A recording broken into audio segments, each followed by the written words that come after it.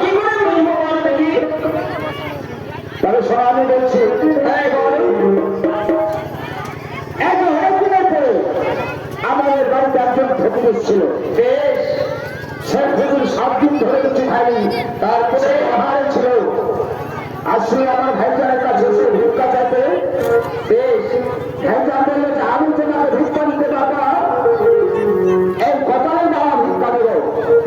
সে কোথাও যারা ভিক্ষা দিতে ফকির সাহেবকে, সেই ফকির সাহেবকে কাউকে চিনে ফেলেছে যে আমি ছোট্ট যাক, তোমার হাতে আমি ভিক্ষা গ্রহণ করবো না।